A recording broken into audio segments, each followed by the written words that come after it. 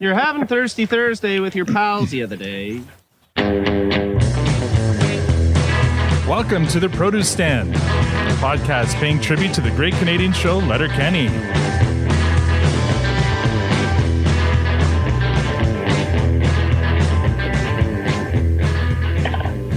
Now, I know what you're thinking. There are many other podcasts about Letterkenny out there, but this one is about to get wondrous. I'm Al, your host, and joining me in the room, as always, is the lovely Tanya, and online we have Squirrely Matt and the valorous Victor. And, of course, the reason we're all here today, we are thrilled to welcome our very special guest. He is a veteran of Canadian movie and television industry. His IMDb is impressive with appearances on The L Word, Godivas, Smallville, Flashpoint, The Don Cherry Story 2, Saving Hope, a recurring role on Supernatural, a regular cast member on Less Than Kind, and many, many more. He's been nominated twice as Best Supporting Actor in a Comedy Series for his role on Less Than Kind by the Canadian Screen Awards, and as Best Lead Actor in a television film or mini-series for his role in The Phantoms. In 2016, he was nominated by the Montreal International Film Festival Awards in the Best Actor category for his role as Edward K. Welling Jr. in the short film To Be or Not to Be, based on the story by Kurt Vonnegut. His latest film was just released called A Picture Perfect Wedding, but we all know and love him best as the leader of the Skids on Letterkenny. Please join me in making some noise for Tyler Johnston. Wondrous! Oh my god! Oh my god! Oh my god! Wow, well done. Well done. Oh my god! Oh my god! Oh my god! I regret nothing! Welcome to the Produce Stand, Tyler. I wasn't sure when to come in there. I missed a couple opportunities and it just kept going. We try to Is make that a game you guys play? Is that something you guys? Yeah. We try to make up try to make up for lack of a studio audience. Thank you so much for joining us today, Tyler. Hey, no problem. I mean, I reached out enough times. I figured it was time you let me on your show. Oh, that's very kind of you to say that you reached out. Yes. Shots fired. Oh, speaking of shots fired, before we started recording, Victor decided he was going to insult your favorite NHL team. Do you have any rebuttal for Victor's favorite team, which is the New Jersey Devils? Okay, I was going to ask who his favorite team was. It's a sensitive spot for me right now. The Canucks are down and out, but I can appreciate a good joke too, and it was a good joke. So I'm going to let Victor off the hook on that one. All right, and we are connected there with the Hughes brothers, so there's that.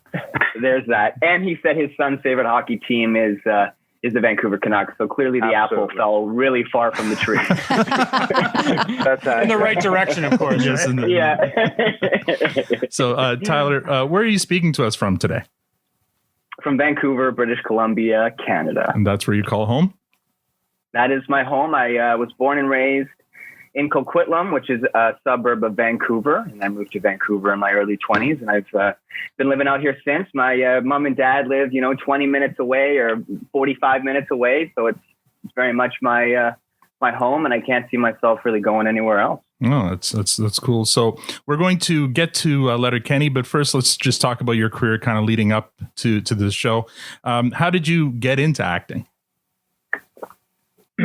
My younger sister, Kelsey, and I grew up acting in Vancouver at a young age. So actually my mother used to send us on the SkyTrain, which is the metro in Vancouver here. She sent us on the SkyTrain and we would go take teen acting classes. So we would learn how to audition and learn how to dissect scenes and things like that. And my mom always would say to Kelsey and I, if you guys become actors, great. But if not, you develop public speaking skills. Mm-hmm. You know how to speak in front of a group of people. You know how to build relationships. And it just kind of continued onward for me. I got a commercial when I was like 15. It was a Doritos commercial. And then I got some jobs when I was 17. And then it just sort of continued naturally from there. But I wanted to get into acting from a young age. Like I always remember watching TV and wanting to be in the TV, and I was very outgoing and was doing plays with my friends. Like I do remember wanting to be a Power Ranger and expressing that to my mom. And I think honestly, Power Rangers is a big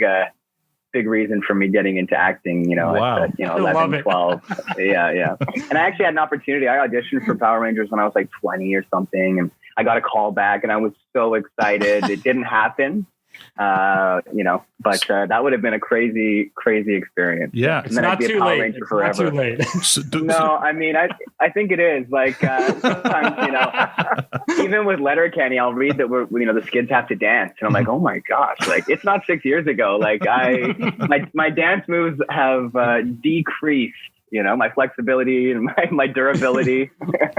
Did you have like a martial arts background or moves or did that matter? I grew up doing all sorts of stuff. I was a very active young person. I played hockey and I played lacrosse. I played soccer. I played some baseball.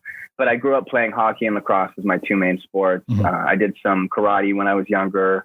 I did swimming. I did some downhill skiing. I was kind of doing a bunch of everything as a young person. I even did some dancing. I took a hip hop class with my buddy when we were teenagers. I did a couple musicals in high school. So I was a pretty well-rounded young person, which has been great moving into acting because a big thing in acting, you want to be a well-rounded individual so you can bring certain dynamics to characters. Yeah. So some of the acting teachers in the past have mentioned, to become a better actor, you kind of just want to become a better, more diversified person. And a lot of acting is movement, right? I mean, especially Stewart. Stewart has a lot of interesting movement. It started season 1. Jared sent that video to the skids, those cyber goths underneath the bridge. All those young people raving, and he's like, "I want you guys to dance like this." So season 1, we had that scene outside of the what was it? I can't remember exactly. But it was before that even. It was like anyway, it was outside of an old church, and we were just dancing our little skid hearts out, and then they just continued as a theme throughout the show. And then Evan and we would incorporate just movements into the scene, out of the scene, during the scene. And then we're just kind of like these little dancing weasel like things, Yeah. What was your first kind of speaking role that you can remember other than the commercial? I mean, like on a television show or movie? Yeah, it was on a show called Romeo. So Lil Romeo, the rapper and actor, was the star of the show, and I got a guest star. The character's name was Blake. I'll never forget it, and he was one of the bullies of the episode. So I threw a rock through the principal's window or something, and I got in trouble. And it was like 2 or 3 days on set, and I had no idea what was going on. I remember being in the trailer and turning to one of the crew members and asking what I was to do next, because I just didn't know. There's a whole process on set. You go to your trailer, you got to sign in with the AD, and then you go to hair and makeup, or you get your wardrobe first. And I had no idea what was going on. And I remember the crew member just looked at me and she's like, "Is this your first day?" I'm like, "It is." Oh, I'm like, "You're so green, eh?" And I don't know what to do, So that was a show called Romeo. And then after that, I did some bit parts. It was a pretty significant role for my first speaking role. And then I did some teenager number 3 and party goer number 5 and those kind of roles for a number of months. And then, it just sort of naturally progressed from there. Would you say that before Letterkenny, Less Than Kind would be your kind of career highlight before Letterkenny? Yeah. I was saying the other day, I probably have Less Than Kind to thank for my Letterkenny position. Less Than Kind was a popular show here in Canada, and it didn't have very much viewership, but it was critically acclaimed. It won plenty of awards. We did 4 seasons, and I know Jared watched it in its entirety, and we've talked about that in the past. So yeah, I definitely say, and I got to work with Mark McKinney, who is a comedy genius, and to watch that guy create on set was a big learning tool for me. And I don't know how many episodes. I did 20 of those maybe or something, and it was a very, very cool experience. I actually keep in touch with Jesse Camacho, who's the lead actor of that, and we talk a lot about Survivor mainly, but we do keep in touch. So you don't share Jared's views on reality shows then? We have a lot of different views, Jared and I. And sometimes Jared and Wayne have slightly different views, believe it or not. Yeah. So, I mean, there isn't really a star system in Canada for actors or musicians for that matter. We know Jared's story of making a go of things down south before coming back to Canada and ultimately achieving his success. How strong is Hollywood's pull for you? Are you content to stay in Canada? You'd already mentioned you wouldn't want to leave Vancouver, but are you content to just keep on, working in Canadian television and film? Now that I'm in my 30s, I feel very content being here in Canada. In my early 20s, there was major pressure to go down to Los Angeles, and I was there for a number of pilot seasons, probably 5 or 6. Come January, February of every year, me and a friend would drive down, and we'd have 1 or 2 roommates, and we would do the pilot season thing, and we had a lot of fun. It was almost like our college years. Not, we didn't really go to college, so it was sort of like a really fun experience. We got to meet actors from all over our country, as well as American actors, producers, directors, but it never really felt like home. And having a successful career in Canada and being able to tell Canadian stories has been something that I've always been very, very proud of. And then obviously with Letterkenny having the success that it has, we haven't had to shy away from being Canadian at all. We, we really, really lean into it. And with this movement, guys like Jared and Jay Baruchel, they're trying to move a lot of content back to Canada because they've gone to America and they've had successes or had whatever journeys they've had, and they want to come home and share stories from our great nation as well. Like we always kind of mask over our stories and throw in Seattle or throw in New York. Yeah.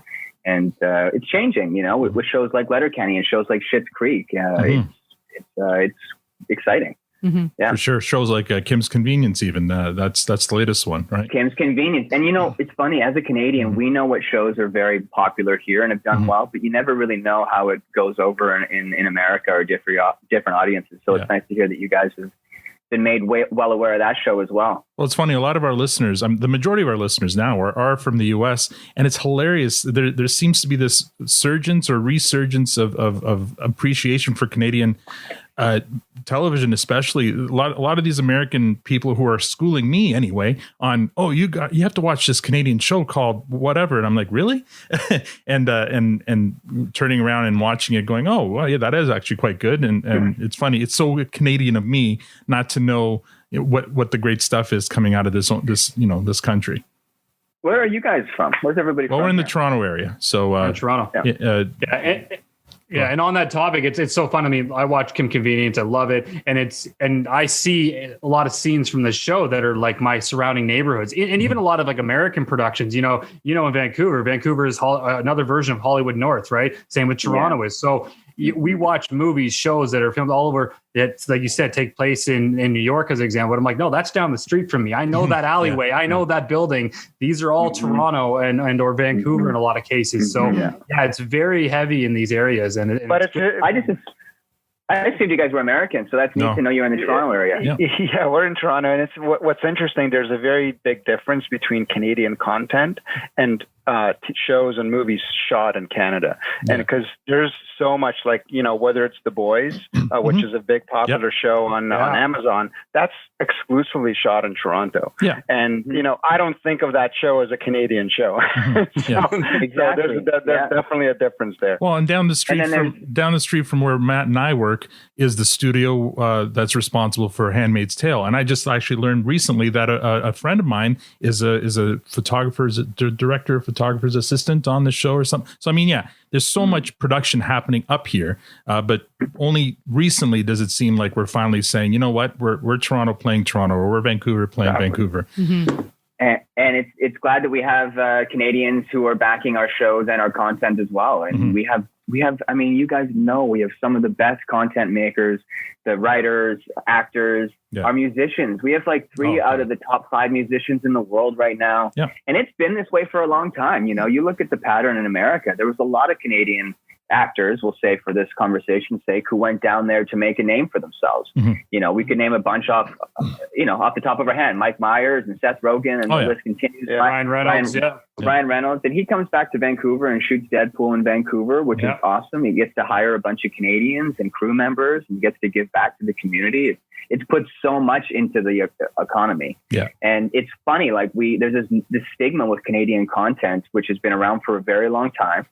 And now I think with technology and knowledge, we don't I think the stigma is no longer valid because we can create content that is world class. We have the tools, we have the players. Now we just need to continue to highlight them and not run away from our stories. Well, I'm excited for the next couple of years here in Canada. Yeah, we've had the existing studio system now for a while because so many shows have been shot and produced up here. And we had the writing talent, but so only recently have they started marrying the two, which is weird that it hadn't happened sooner, right? Yeah, it's unfortunate, but I'm excited to see how it goes here. And like I've purchased the options to the rights of a book here in Vancouver.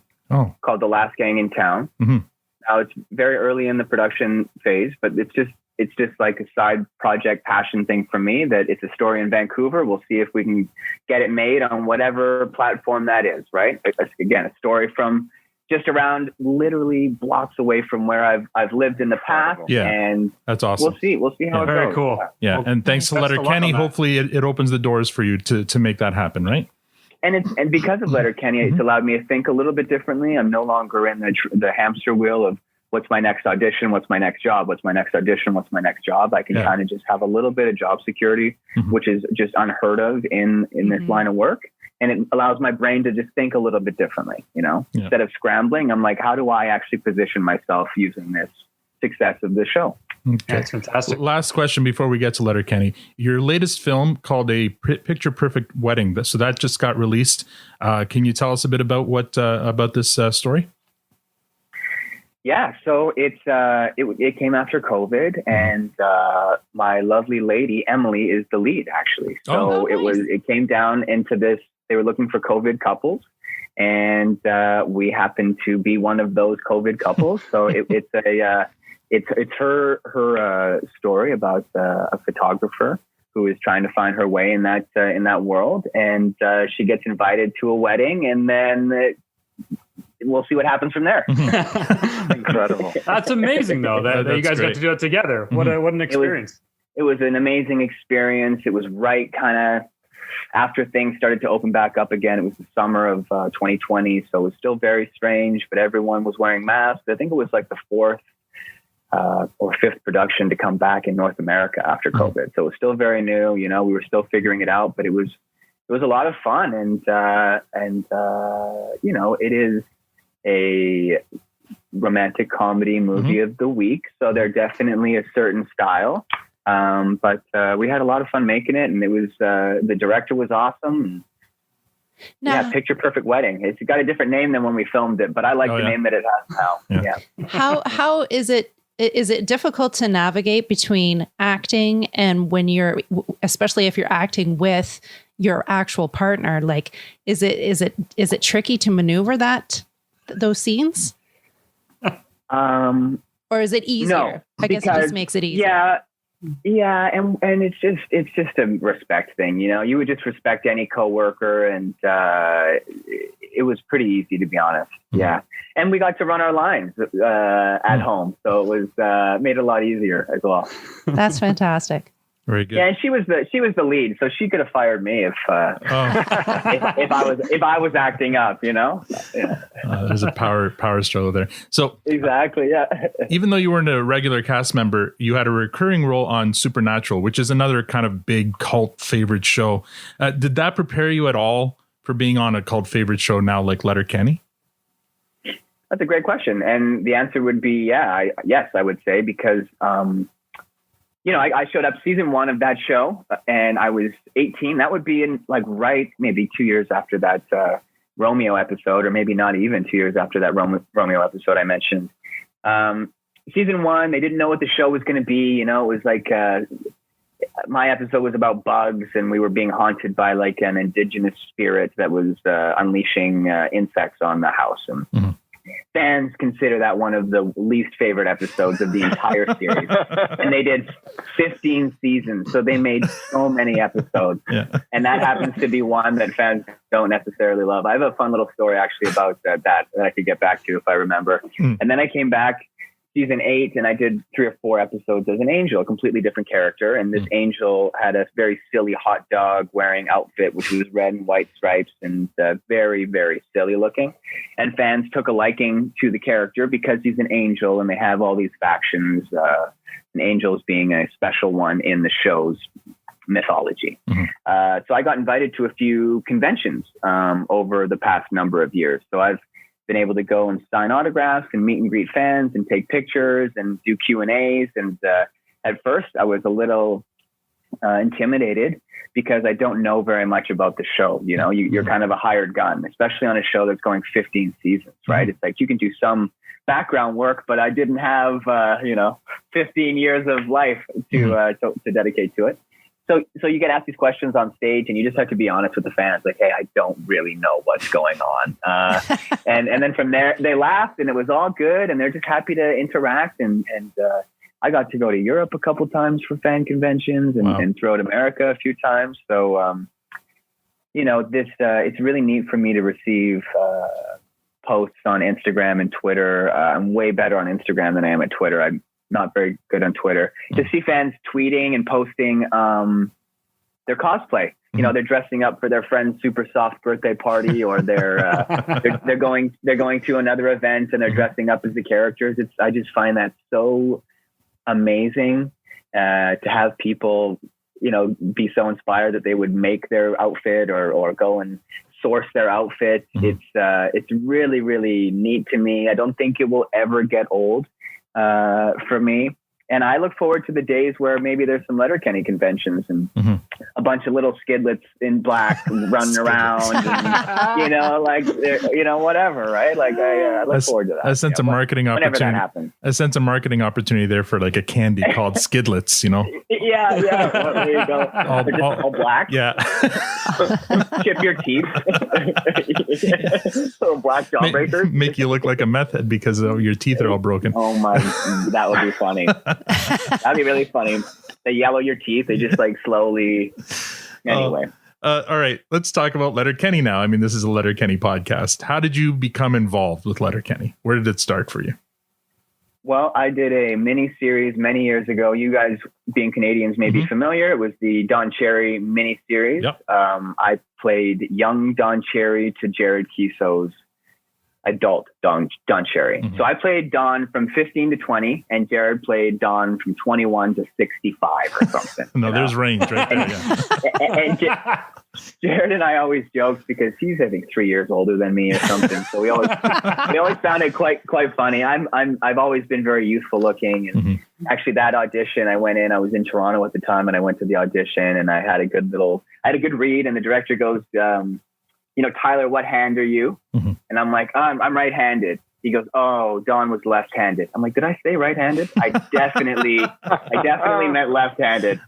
And I left the room, and he told me later that he turned to the casting director and was like, that is the most confident 15-year-old I've ever met. And I was probably 23, 24. The casting director's like, no. He's a full-on adult, He can drink that's here. How I got, exactly. So that's how I got that job. And then Jared and I became instant friends. And he was living in Vancouver at the time. So we would get together, go to the beach, and just kind of hang out. And he was making a lot of web webisodes or freaking whatever you want to call them. Because he did those Blue Jay ones as well. I don't know if you guys have ever seen those ones, but they're quite. He did some other ones that were very funny as well, and Calgary Flames ones. He's just a very creative guy, and he told me that he wanted to get Letterkenny made into a TV series. And I was like, hey, he's like, I'd like you to be one of these skids, cigarette smoking, meth doing. And I was like, oh, okay, yeah. Like, I don't really know what gave you that impression. I'm like, but I'd love to do that. And then years later, he kind of got the green light for auditions, and the email, I saw a bunch of my friends auditioning for the show, and I didn't really think anything of it because I knew Jared, being my friend, if there was something appropriate, he would reach out to me. And I ended up emailing my agent, just being like, so where's this at? What's happening with it? I got the audition. I threw it on tape. Jared tells me they weren't hiring anyone else from the West Coast because there's major costs in flying people and putting them up and da-da-da. And he says, but when you sent that tape, I said, I had to tell that Bell that this is the guy. And that's kind of what happened. It was like, he told me about it. He was developing it. It kind of came. I didn't want to miss the boat. There's a lot of things that go into casting it. And I threw a tape down and the rest is history. So he called me a few weeks later and he's like, hey, buddy, I wanted to call you before your agent does, because that's just the way he is. He's just the classiest guy in the freaking world. And he's like, I want you to come to Sudbury. We're going to put a dirty black wig on you and we're going to have a lot of fun. That's awesome. Yeah. So that's kind of the long-winded version. No, that's great. I appreciate all the details. So Stewart is probably the most tragic character in Letterkenny on the show anyway. And just to give you some context, we're nearing the end of season 5. So we're still kind of halfway through. So up until now, So are you pacing yourself through the show, or are you as far as your podcast? Yeah, our podcast. No, Matt and I have seen all of it. Well, Matt hasn't seen season 9. I have. Victor and Tanya. I've held off for the sake of the cast. Yeah. No, that's good though. That's good. I appreciate that. I love watching reaction videos online all the time. So this is, this is an after show. So we react to each episode. So, but Matt and I are kind of the fanboys. Victor and Tanya are, they're still trying to be convinced. Well, for just for the fun of it, we inside the Letterkenny world universe, we introduced a rating system. So the rating system is, compared to other shows, it's everything's beautiful. But just for fun and to create some controversy and whatnot, we have that as well. So it makes it for a fun conversation. Yeah, absolutely. A little a grade of the episodes that you guys deem your favorites and your least of your favorites. Yeah, you got it. Still your favorite. It leads to some conflict, and but that's always fun. Okay, can I circle back and tell you that story about the bugs? So Eric Kripke was the creator of Supernatural and many successful shows. I was reading for a show called Revolution in America. I was testing. I don't know if it was a test. It was audition 2 or 3. And I walk into the studio and I get into the room and Jon Favreau and Eric Kripke are in the audition room. So I'm like, okay, this is a big deal. This is, doing whatever. I'm here. Do your thing. And Eric Kripke goes, oh my gosh, you're on Supernatural. I was like, yeah, I did the first season. I was in this episode called Bugs. He goes, oh yeah, the fans, they consider that the worst episode. He said worst. They consider that the worst episode we made. And he goes, yeah, it's just this, and this. And he starts going into detail as to why it was the worst episode ever. Meanwhile, I'm standing at the front of this audition room with these 2 legends and I'm trying to keep my composure. Yeah. And he's just telling me about how I was a part of the worst episode of the television series that he made. And then Jon Favreau at some point was like, hey, maybe we just let the kid read. And he's like, oh, yeah. He's like, yeah, let's let him read. And I was like, yeah, thanks. And I did the audition. It was just like, wow. And he was just being nice. He was just being conversational. Mm-hmm. He was trying to make me feel welcome, by just engaging in a conversation. But for the young guy like me, it was just so much to handle, and Jon Favreau could probably see it all over my face. Let's just let this kid before he combusts here. So after all the pressure of that conversation, all right, now go ahead and read, please. Oh my gosh. Well, just so you know, the seed for this podcast was that Tanya saw me watching Fart Book and said, "What the fuck are you watching?" Yeah. And thought it was the dumbest thing she'd ever seen. And so then I convinced her to be on here so that we can convince her that it's actually the greatest show ever. And when it came time to review Fart Book, she and Victor both gave it our highest rating fresh, while Matt and I, who are the fanboys, are kind of like, yeah, no, it's kind of a compost. It's not one of our favorites. So people love it and people hate it. But one thing you could say about Fart Book is it was very unique in its choice. And we kind of learned early that maybe there is not a place that's too far for us to go. Mm-hmm. Yeah. Well, and we refer to a lot of those episodes like these concept episodes because it was very much the the Social Network style show, and it was really smart in how it was done, but it didn't feel part of the show, and it was very different. And it was, But it some showed people a love whole, it, some people hate it. It showed a whole new side though of the Skids, and especially your character that I really enjoyed, because leading up to that, it was like, what is this crazy dancing people doing? Like my reaction to the Skids were WTF. What are they doing? Why are they here? Oh, you can't even imagine some of the tweets and comments I got the first few seasons. But that was like, and it's still on my number 5, top 5. It's still in her top 5. I will not remove it, because it was my one moment where I'm like, I get it, and I like the Skids now, and I'm like, I see their value. And that's like pure Letterkenny. Those first couple seasons, you know, before the fans. Ruined it. There were some fans who were there. No. I'm just. But just like there just comes all these other pressures and outside influences and stuff. You know, when you start to know that Edward Norton's watching the show, I know, right? That's crazy. It's just sort of like, okay, like it's not just us, you know, being silly thinking it's an extended YouTube series anymore, because it's not the case. So I think that Fart Book, and I think some of those early episodes are really sweet for how genuinely Letterkenny is still very much Letterkenny. I'm not saying it's changed, but that was just a special moment. Some of those episodes, I think, you know, before we even really knew what was going on, we were just having fun and making some television. Yeah.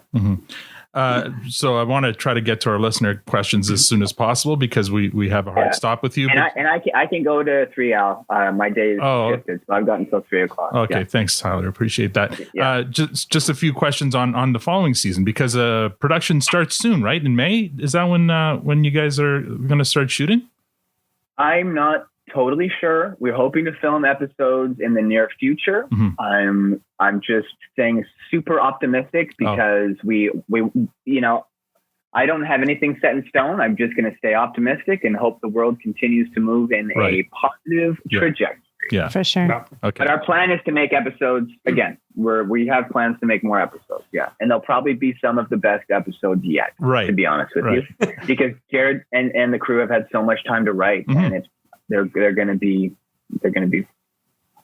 Well, I'm just going by, I think what Jacob Tierney said in the last AMA that he did, that the plan, I think, was spring and around May that you guys were going to start shooting.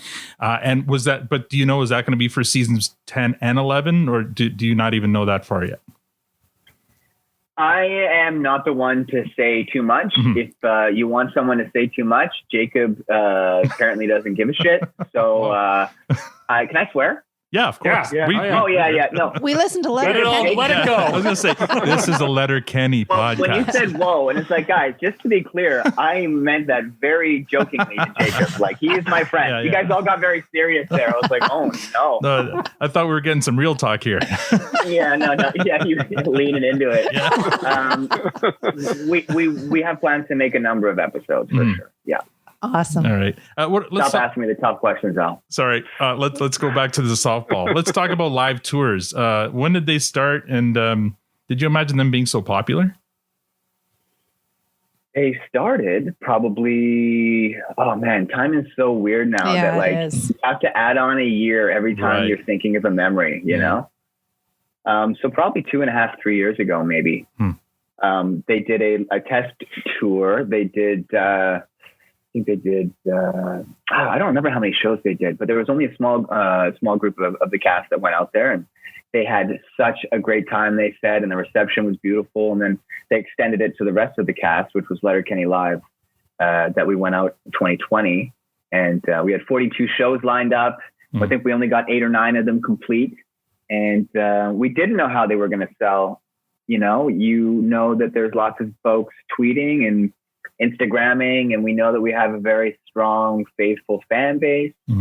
But when the tickets were released that day, and Jared was sending all of our, we got a couple group chats, and he was sending, he'd send like Cleveland sold out, and then a couple minutes later he'd say, Seattle sold out. Wow. And a few minutes later he'd say New Jersey sold out. And it was just like throughout the day, it was just like it was such a cool experience. We're all in the different cities, and we got to he's very good at including us in like wins like that, because he could very easily not have contacted us, and we could have had no idea how things were going. But he likes to keep us in the loop, and he's very much a team guy. So we, after that first day of ticket sales, I think it was even pre-sales, you know, we were all pleasantly surprised and very, very excited to get on the road. And then when we did get on the road, those first 8 shows were incredible.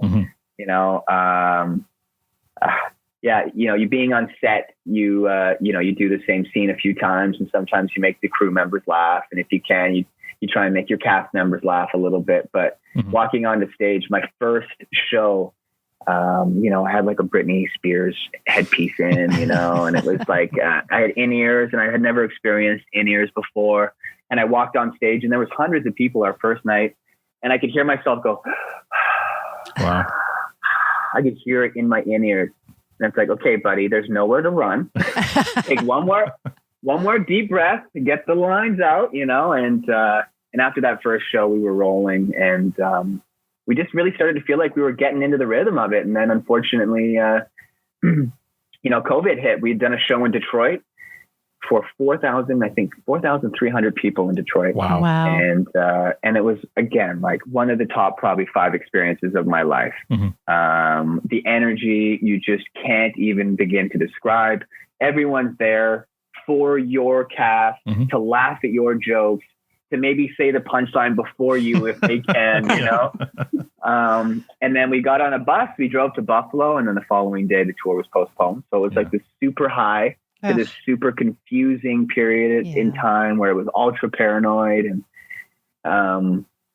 yeah, it's wild to think about, you know, because we just gotten started on that. And I know everyone has their story for where they were when things kind of halted there. And we were literally on a tour bus, just entered America. So that's crazy. We're hoping that when it resumes, we'll have an opportunity to catch one in Toronto if ever there's another one, because it sounds like a lot of fun. There's going to be, we are hoping to go back and do that again. Obviously, that is dependent on a lot of variables in a lot of cities.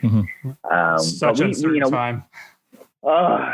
Yeah, there is light at the end of the tunnel, but I didn't know you guys were drinking. No one told me that. I had a cappuccino. I would have grabbed a little something. Grab a We can wait. Okay. We can wait. We'll riff while you do that. Matt, we lost you for a second there. It was the puppers. He came running out, took out my whole computer, disrupted my internet, and I went running into the house to check my internet. And when I came back, thankfully it reconnected. I'm like, hoping it missed anything good, but well, I'm sure I did. But regardless, you missed the best part of the episode. Matt, we were laughing. Oh man, he revealed all the inside scoops, didn't he? Tyler was super charming. It's not a beer, but it's a vodka. So cheers. Cheers, everybody. All right. Cheers. That was my tea. I didn't have a beer either. We should go get one. Well, I almost called that out as soon as it came on with his cappuccino, because I cracked a beer. Then Al's like, I got a tea. And then you had a cappuccino. I'm like, this is the softest interview I've ever seen. Well, it's 2:00 here, you know. We still got some daylight. So fair enough. You get an excuse. I didn't want to show up with a bottle of whiskey at 2 p.m. on this interview. And this is a judgment-free zone. Don't worry.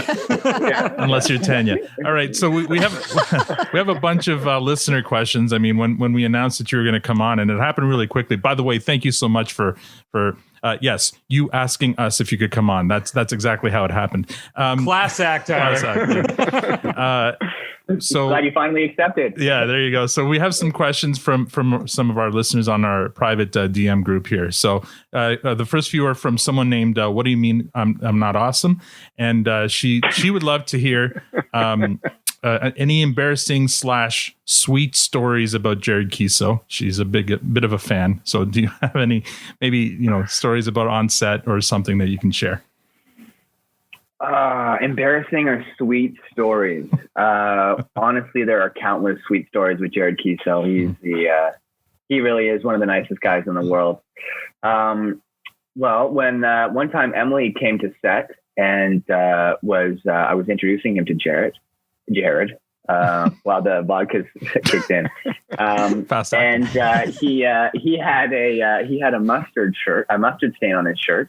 and he was so embarrassed. It was a very, very sweet moment because no one gave a shit that he had a mustard stain on his shirt, but he couldn't handle that he was making a first impression with a stain on his white t-shirt. So it just like, he is a good old boy who likes to, you know, present himself in a manner. And it was just a really sweet, like human moment, you know, because he's the boss, right? Like I know him as a close friend. We text all the time. We confide in each other. We're friends. But when he's on set, he is the boss, right? Yeah. He is the producer. He's the writer. He's the star, and the list goes on and on and on. So he is very much in work mode. He's very playful, and he can be himself. But just seeing him flustered in a very meaningless moment like that was really cute. Yeah. That's very much like his character, Wayne, I think, you know. Another one from Awesome. Ask him if he'll hang out with us on Discord. So Awesome, she's a moderator on both the Reddit and Discord, and I guess she's trying to see if he'll join maybe for an AMA or something on. I could do something like that. I don't know exactly what Discord is. Is it a chat? It's a bit of a chat community / app. I'm kind of the same. I've got a son who uses it all the time, but yeah, I would do an AMA. Yeah. All right. I'll let her know and maybe we'll reach out. And one last, you could ask me anything, but I will only answer what I want. Of course. So you can change the name to ask me anything, comma, but I only answer what I want. Absolutely. Final one here from Awesome. She just wants to know if Rolled is what got, I can't say this word, canonically possessed in the Halloween episode. All right. So the Halloween episode, Rolled gets possessed or acts like he's possessed. And she wants to know if that's actually what we're supposed to believe or what happened or whether he was. That's what actually happened. Yeah. True talk. Into real talk now. That was Evan actually possessed. Yeah. It wasn't meant to be a Halloween episode. It's just no, yeah. We had to do reshoots. Yeah. It started with that scene and we built an episode around it. Yeah. Speaking of Rolled or Evan, somebody here, Steven, I think, is there any specific development, anything specific they developed for Stewart and Rolled together? He's thinking kind of more like the force choke thing or, him calling you Stewart, those kinds of things. Were those things did they kind of organically happen or were they written into the script or how did some of those come about? Evan and I have a great relationship. We get together days before we're on camera and we run our lines relentlessly again. Excuse me. Because some days we have a lot of dialogue and a lot of the time I don't know what Stewart is saying. I have to Google countless words in my dialogue. So we get together and we rehearse. And sometimes we'll find funny moments that we want to bring to set. And it's just because we feel really comfortable with each other. So he might try something and then he'll get a reaction out of me and then I'll try something and he will react to what I've done. So the force was something that came out of just us playing around. Sometimes we enter scenes with, weird movements or dancing and we exit scenes. That's just us being silly. And there's countless one-liners. I shouldn't say countless, but there are many one-liners that we've thrown in at the end of takes just out of fun. Like that recent one, I think it was last season. So one of the characters mentioned something about sex, and then Evan and I go, sex. We're at the end of the bar, and all the characters look at us like, and that was just something that he and I were being playful in the moment, and it made the show. So we're very, very prepared. We come very prepared. And because of that, we're able to mess around a little bit.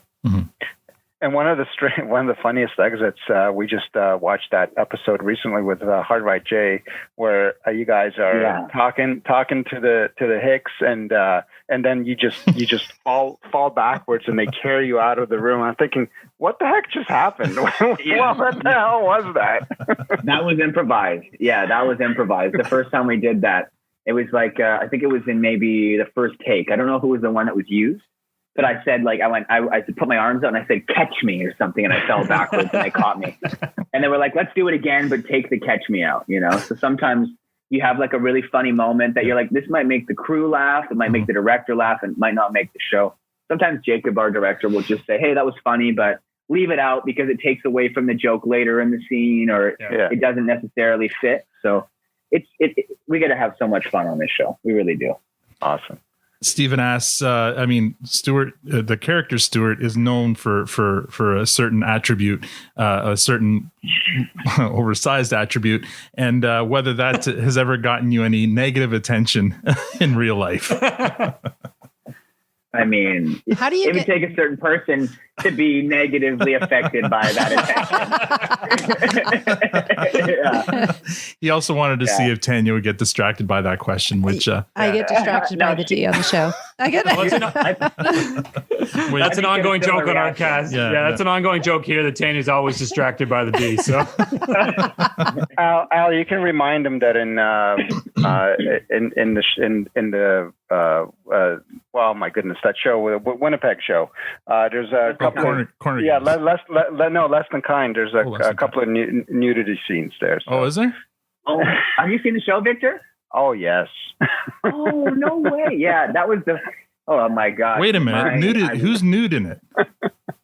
Really? Okay. Oh. So this might be an exclusive to our listeners. If Write that anybody down. wants to. I need to. all right, this podcast just shifted.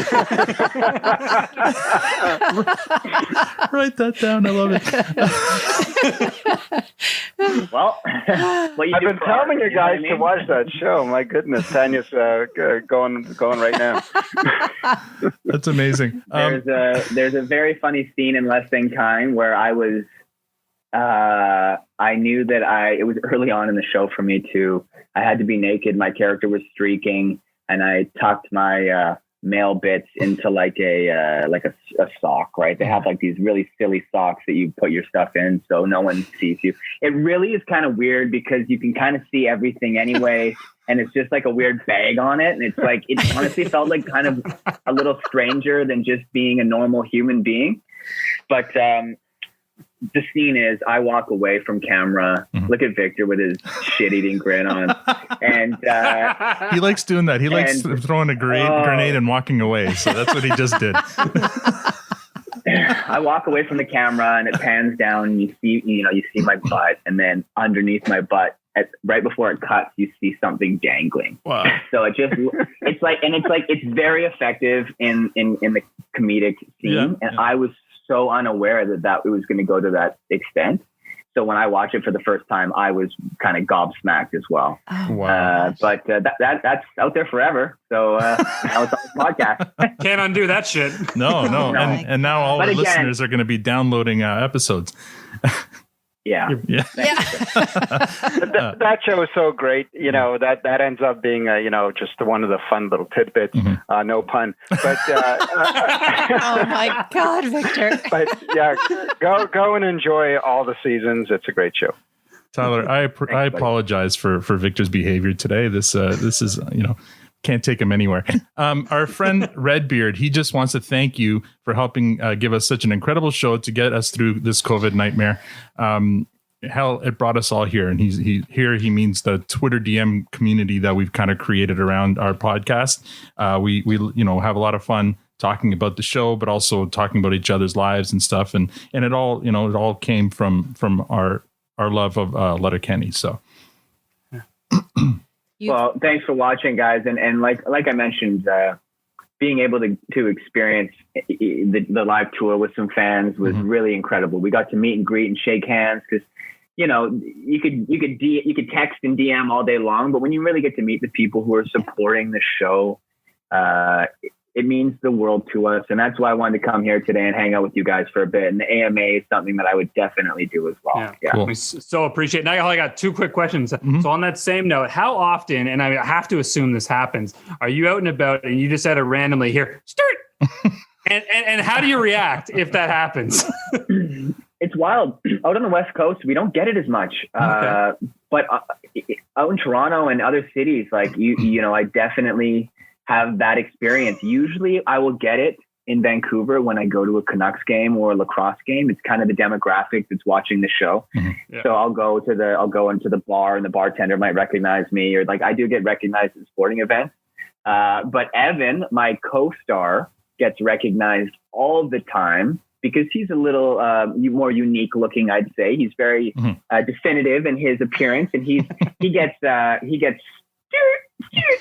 he says guys pick him up at the bar and like lift him up at the bar, not try to pick him up at the bar. Wow. Guys lift him up at the bar, and he's and Dylan Playfair gets it all the time because he's got that jaw and he's got the long hair. You can't mistake him either. He's got the surfer dude. And I guess without your wig, you get to sort of hide in plain sight a bit more, right? Usually they'll look at my face, and then when it's a realization, you'll have that moment where they're like, no way, it's like you're the guy. Yeah.